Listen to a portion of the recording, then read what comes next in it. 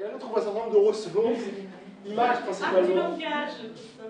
Alors, donc l'art du langage, vous allez découvrir les ressources, et j'ai dit anglo-saxon tout à l'heure, donc vous allez avoir des certain nombre de choses, on fait un petit plus ici. L'écriture, manuscrite, cursive, pointée par exemple.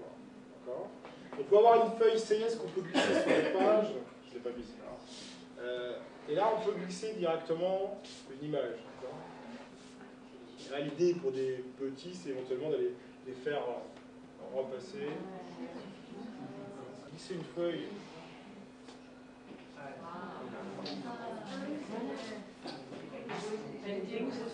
C'est une ressource que vous pouvez mettre en plus. Elle est cachée, mais ça, on n'a pas là. Ça, vous pouvez la récupérer n'importe où. Ouais, tu scannes ton cahier. Ah oui, c'est ça, oui. Pardon? C'est une image. Je l'ai fait glisser pour montrer que c'est une image extérieure, pour ne pas vous tromper, pas que vous la cherchez, que vous ne l'ayez pas. On est d'accord là-dessus. Ça fait partie des ressources ENR qu'on peut mettre en ligne. Ouais.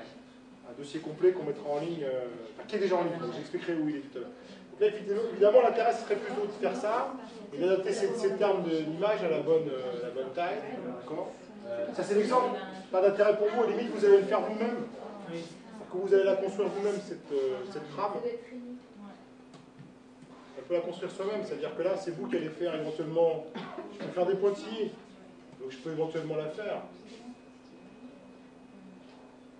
Je vais faire un tour. Imaginez faire soi-même ça.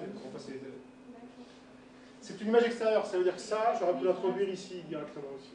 Ça veut dire que là, dans ces répertoires qui sont créés avec des images qui vont vous plaire ou pas vous plaire, vous allez pouvoir vous-même rajouter des fichiers.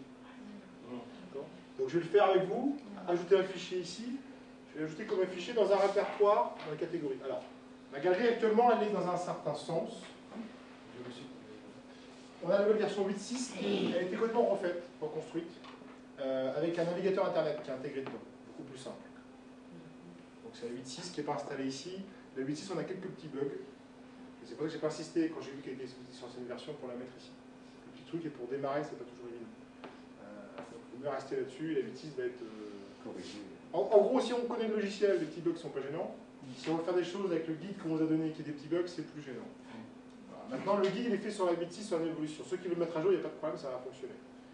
Moi, je préfère toujours. Donc je suis prudent. Art du langage, je prends le répertoire ici et je vais insérer une image. Donc, je peux prendre un fichier qui est sur mon PC n'importe où. Je fais parcourir. Je sais qu'il est sur mon disque dur, donc ça veut dire sur la petite boîte qui est derrière moi. Je sais qu'il est en dossier ENR. Je sais qu'il j'en ai deux. J'ai une feuille CS1 et 2. Je vais prendre la 1, qui est celle-ci. Voilà.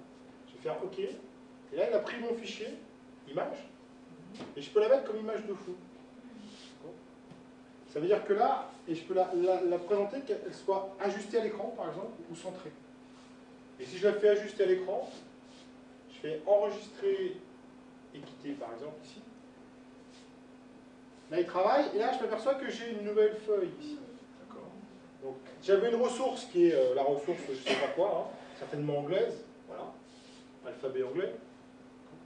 Nous on aimerait bien enlever toute cette partie-là. Dans la version 6, 8.6, vous enlevez tous les répertoires. Nous on les garde, on est obligé de les garder et modifier. Là on peut tout enlever. C'est bien pour apprendre l'anglais un peu, parce que c'est quand même c'est vrai que ça peut être gênant au démarrage. Donc dans ce répertoire-là, je vais avoir cette fameuse feuille que j'ai vue tout à l'heure, et là maintenant je vais la faire glisser. Donc d'une image qui faisait pas que la page, j'en ai fait un fond de page. Et ça c'est possible avec n'importe quelle feuille de papier. Si vous scannez par exemple une image sur une feuille de papier, vous allez pouvoir faire la même chose ici.